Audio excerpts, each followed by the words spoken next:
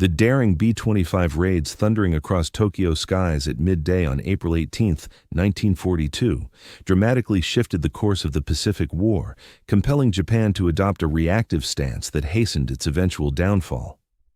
Admiral Isoroku Yamamoto, mastermind behind Pearl Harbor, was said to be profoundly rattled by the report, as recorded by his chief of staff, Admiral Matome Ugaki, in his journal that day.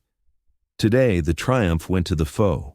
This initial incursion by outsiders onto Japanese territory in more than 600 years accomplished far beyond its slight material harm. With 50 fatalities, 252 wounded, and 90 structures harmed, it demolished the illusion of an impregnable homeland, sparking tactical errors that exacted a heavy toll on Japan at Midway, merely 7 weeks afterward. The mental toll was so intense that the commander in charge of Tokyo's aerial protections took his own life in ritual seppuku out of disgrace as the assault unfolded like a chill sweeping the nation. Per Captain Kuroshima, Yamamoto's operations chief, the 16 adapted B-25 Mitchell bombers, each loaded with 4 500-pound bombs and commanded by Lieutenant Colonel James Doolittle, had departed from the USS Hornet 650 nautical miles from Japan, which was 250 miles beyond the intended distance, following detection by the Japanese sentry vessel Nito Maru at 7:38 a.m. The ensuing events would showcase U.S. ingenuity, reveal flaws in Japanese safeguards, and ignite a sequence culminating in Japan's initial significant naval loss at Midway.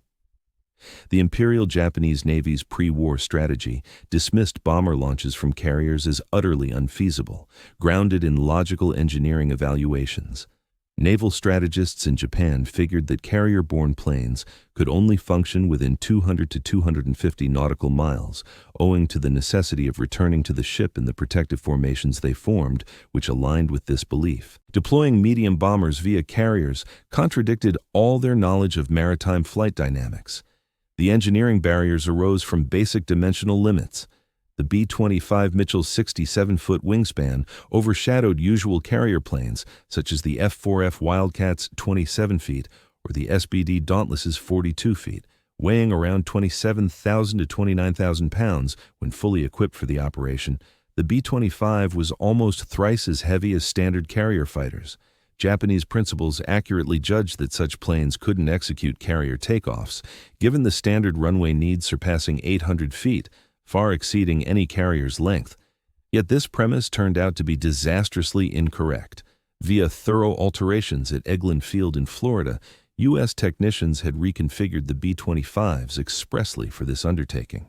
They fitted 265-gallon steel tanks into the bomb compartments, incorporated rubber fuel bladders, and supplied 10 5-gallon jerry cans per plane for in-flight hand pumping, effectively boosting fuel from 670 to 1,189 gallons. To lighten the load, they stripped away the ventral turret, radio gear, and excess items, substituting wooden mock guns in the rear to ward off pursuers.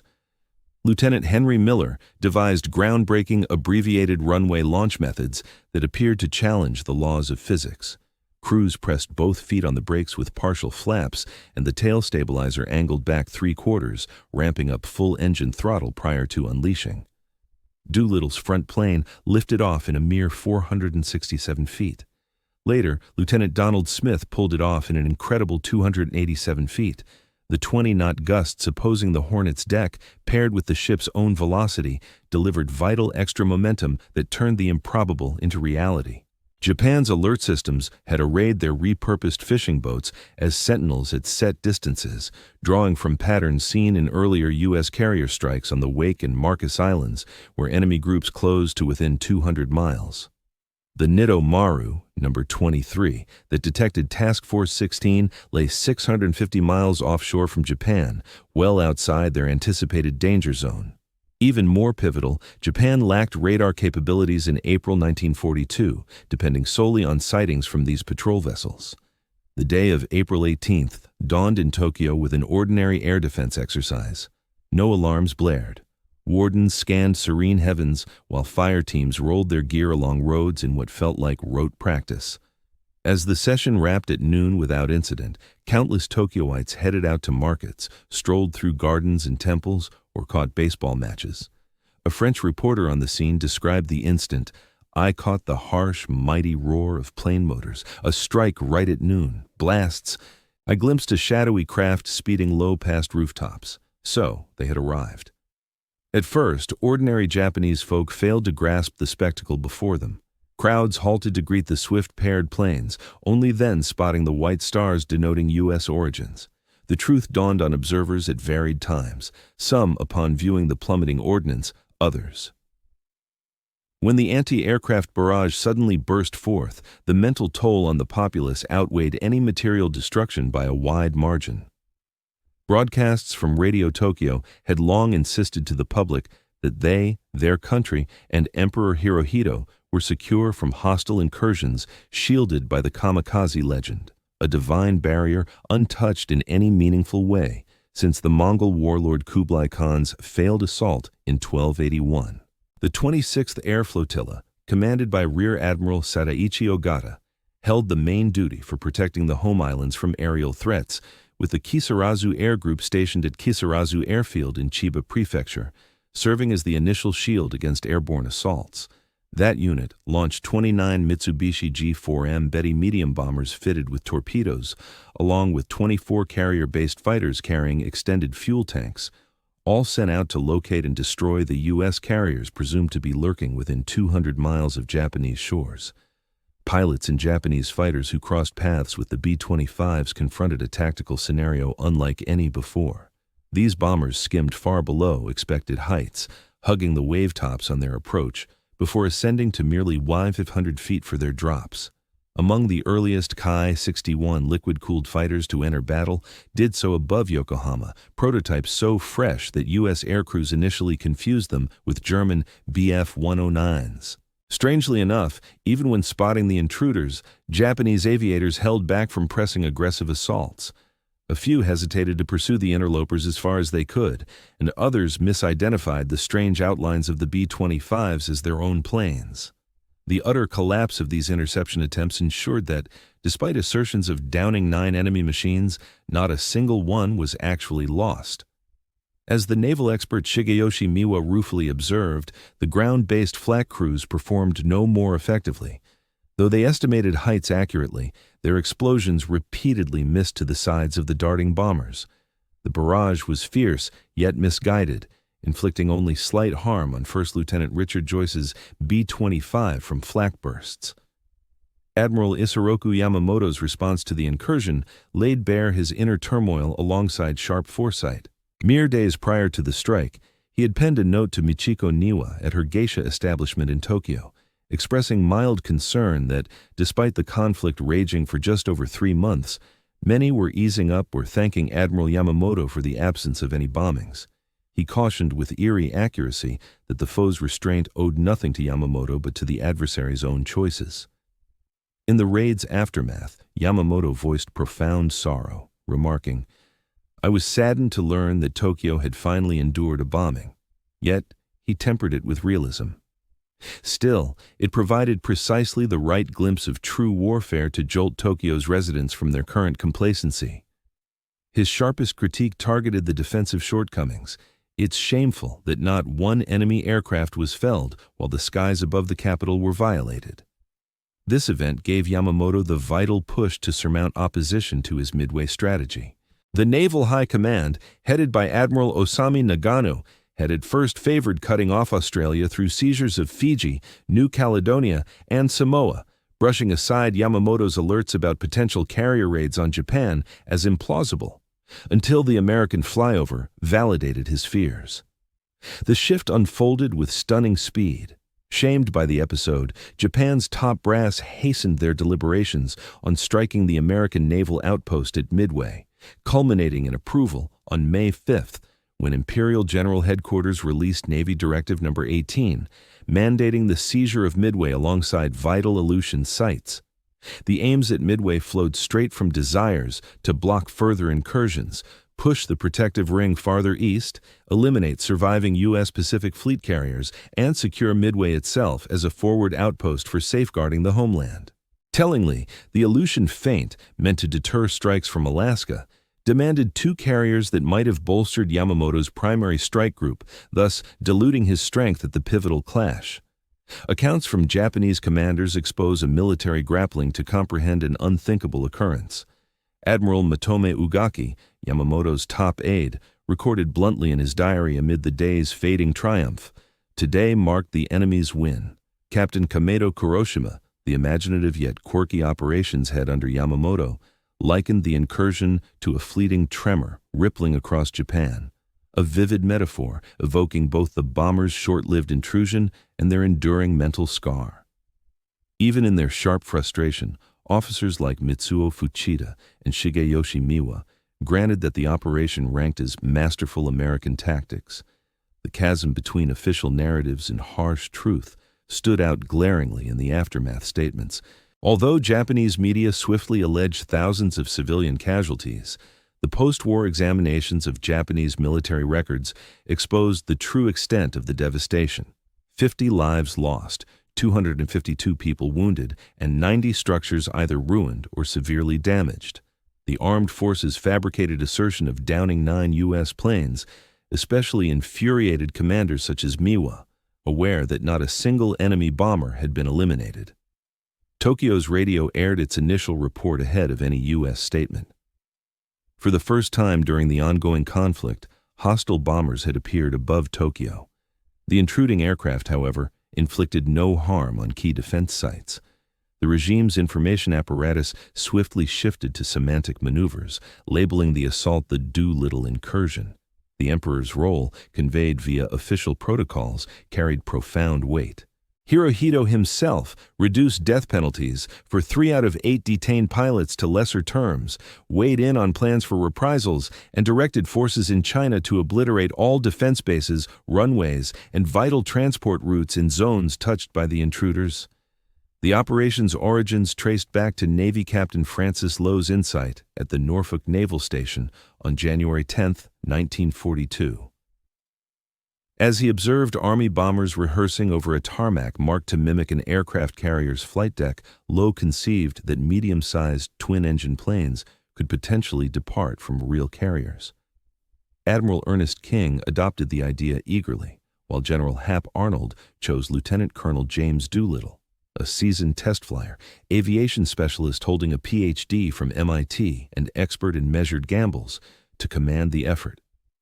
Doolittle's recruitment at Eglin Field in Florida started with the 17th Bombardment Group, home to the most proficient B-25 operators. Upon requesting volunteers for a hazardous classified assignment, every one of the 140 personnel volunteered. Doolittle then picked 24 teams of 5, narrowing it down to 16 for the deployment. From February 27 to March 25, 1942, the preparation schedule tested personnel and equipment to their extremes. Aviators honed takeoffs from abbreviated runways simulating carrier decks, reliably getting airborne in under 400 feet.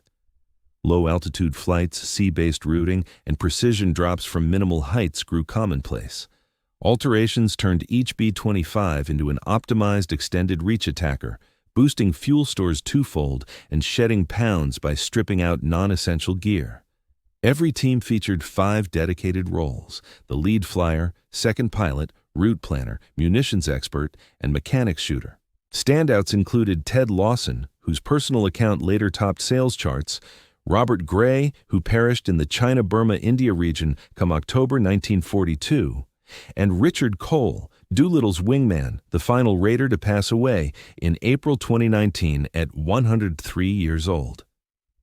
The departure on April 18th showcased peak U.S. naval aviation teamwork, even amid rough waters that sent swells surging across the Hornet's forward section, plus early spotting that prompted a premature release, 10 hours ahead of schedule and 170 nautical miles beyond the intended approach to Japan. Between 8:20 and 9:19 a.m., all 16 planes took to the air without incident. Doolittle went first, lifting off with just 467 feet of runway to work with.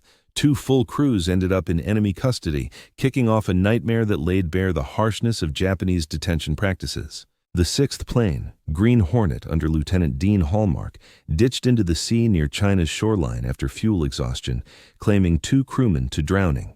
The 16th craft, Bat Out of Hell, led by Lieutenant William Farrow, saw its occupants parachute into Japanese-controlled land close to Nanchang.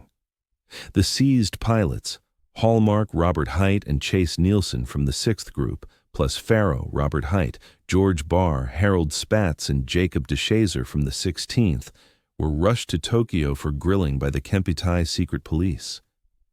Recorded abuse techniques encompassed the water treatment, where captives were made to gulp down as much as 5 gallons of fluid laced with fuel and waste until their bellies ballooned hideously, followed by punches or stomps to the gut. To justify putting the flyers to death, Japan's authorities enacted the Enemy Airmen's Act on August 13, 1942, granting a veneer of legality.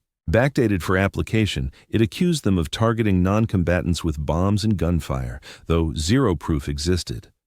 The sham proceeding on August 28 at Shanghai's police station barred any rebuttal, dooming all 8 to capital punishment. Hirohito's pardon of 5 sentences to lifelong terms left 3 facing the end. At 4:30 p.m. on October 15, 1942, Lieutenant Dean Hallmark, aged 28, Lieutenant William Farrow, 24, and Sergeant Harold Spatz, 21, were transported to Cemetery No. 1 beyond Shanghai and shot by a squad. Lieutenant Robert Hite succumbed on December 1, 1943, to starvation, dysentery, and beriberi following 20 months behind bars. The remaining 4, Chase Nielsen, Robert Hite, George Barr, and Jacob DeShazer, suffered through 40 months of imprisonment, 34 in isolation, until U.S. airborne troops freed them on August 20, 1945. Japan's reprisal against Chinese civilians who assisted American pilots stands out as one of the Pacific Theater's most horrific war crimes. Operation SEO, known as the Zhejiang Jiangxi Campaign, kicked off on May 15, 1942, merely 27 days following the raid, and dragged on until September 4, ravaging roughly 20,000 square miles of Chinese land. General Shiroko Hata's China Expeditionary Army mobilized enormous troops. This included the 13th Army, commanded by Lieutenant General Shigeru Sawada, and the 11th Army, led by Lieutenant General Yokoyama Isamu, comprising 40 infantry battalions and 15 to 16 artillery battalions, totaling about 180,000 personnel. Even more alarming, Unit 731, under General Ishii, sent out 150 troops armed with biological agents such as cholera, typhoid, plague, dysentery, anthrax, and paratyphoid. The toll on human lives was beyond understanding. Japanese troops killed 250,000 Chinese civilians for aiding the American aviators in their escape. On the Chinese military side, losses included 724 officers and 23,637 soldiers slain, plus thousands more injured or unaccounted for. The biological attacks ultimately rebounded disastrously, infecting over 10,000 Japanese soldiers with their own pathogens, resulting in 1,700 deaths, mostly from cholera. This deliberate devastation sought to wipe out any chance of subsequent assaults launching from Chinese soil. Japanese aircraft conducted 1,131 strikes on Chuchao Airfield by itself, the site Doolittle had targeted. All airfields suitable for B-25 bombers were left utterly unusable forever.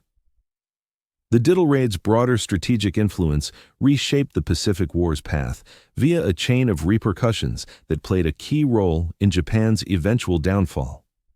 Right away, it compelled Japan to pull back 4 Army fighter groups for home defense between 1942 and 1943, precisely when they were urgently required in the South Pacific, a misstep in resource use that haunted Japan for the duration of the conflict.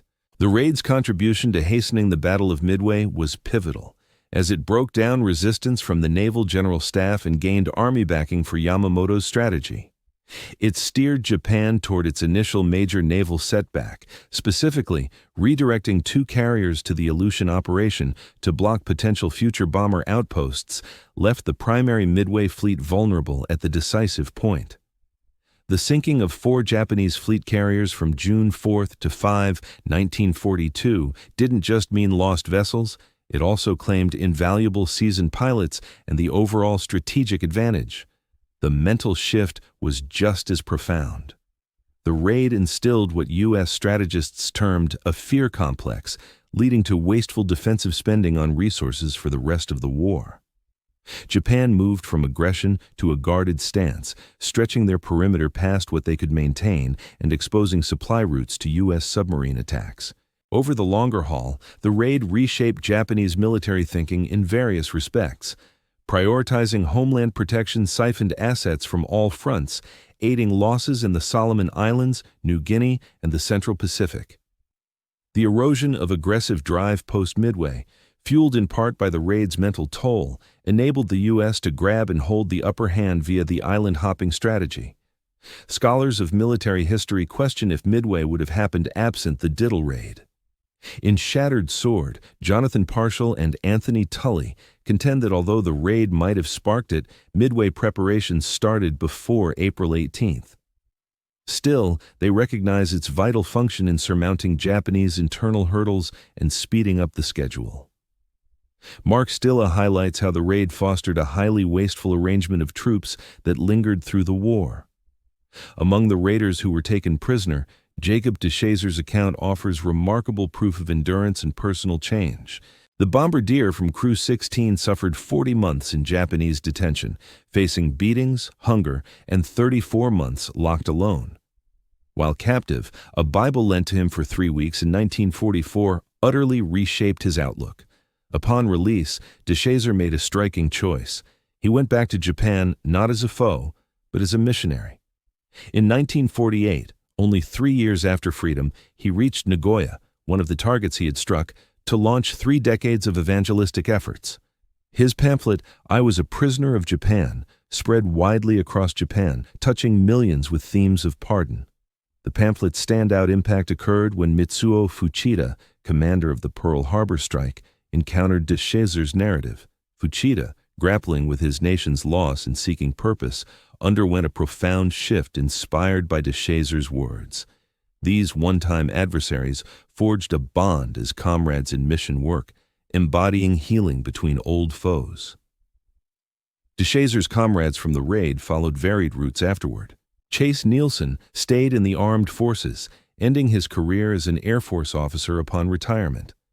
Robert Hite took up non-military jobs while remaining in the Air Force Reserve right up to his passing in 2015. The final member of the Doolittle raid crew, P. George Barr, who suffered lasting harm from his ordeal, received a medical discharge and battled mental anguish until passing away in 1967. This bold operation delivered tactical triumphs well beyond what its architects had anticipated. Although it inflicted only slight material harm, the assault demolished Japan's sense of invincibility, hastened critical errors in planning at Midway, provoked fierce reprisals across China, and compelled Tokyo to squander resources ineffectively for the duration of the conflict. Among those 80 brave pilots who signed up, the endeavor exacted a devastating toll. 3 perished amid the attack or their getaway. 3 faced execution. 1 succumbed while imprisoned. 10 others lost their lives in later battles. Their profound contributions reshaped the conflict's path entirely. The engineering feat of deploying Army medium bombers from a naval vessel showcased U.S. ingenuity and cross-branch collaboration that defined the fight in the Pacific. The flawless takeoff of the B-25s from a carrier debunked Japanese beliefs about operational limits, fueling a recurring tendency to lowball American prowess, a flaw that ultimately doomed them. Tokyo's top brass grasped the assault's weight right away. Admiral Yamamoto's profound shock at the report, the Air Defense Chief's subsequent self-inflicted end, and candid admissions of defeat inside the command structure exposed a system confronting the shift in core war principles. The long-cherished legend of an impenetrable homeland, nurtured since the kamikaze winds repelled the Mongol fleets in 1281, crumbled in the skies above Tokyo during that strike. For the United States, the incursion offered vital evidence that the enemy mainland lay within reach. Following endless setbacks and withdrawals throughout the Pacific theater, visions of U.S. aircraft soaring over the Japanese capital ignited nationwide spirits. The venture affirmed the daring gambles that would mark America's approach to the Pacific campaign from start to finish.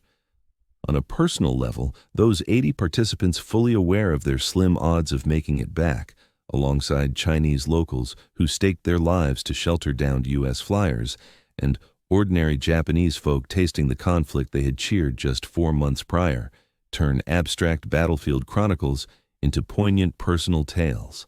Ted Lawson's amputation and subsequent book, Jacob Deese's post-war return to serve in the very metropolis he targeted, Richard Cole's endurance to 103 as the last survivor.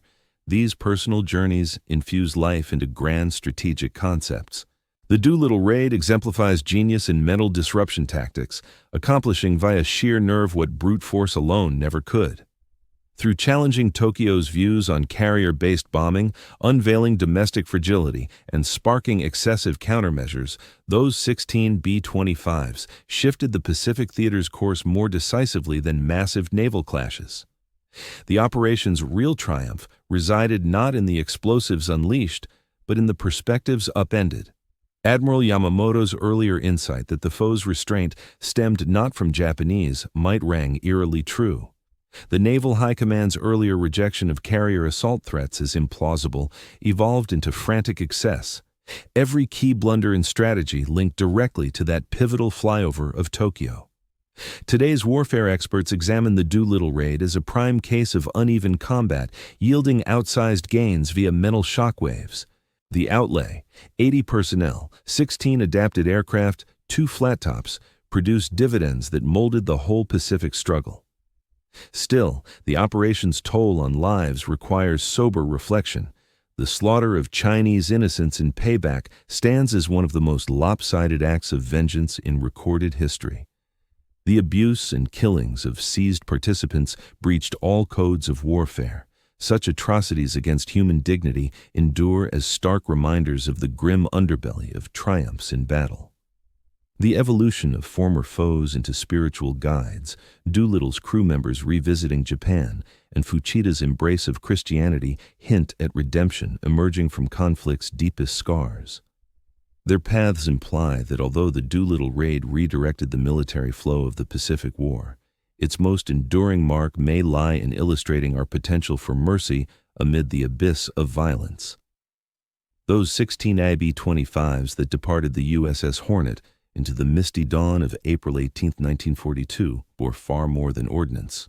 They bore evidence that creativity could conquer the inconceivable, that boldness could topple complacency, and that 80 committed souls could rewrite the annals of time during their fleeting arc above Tokyo.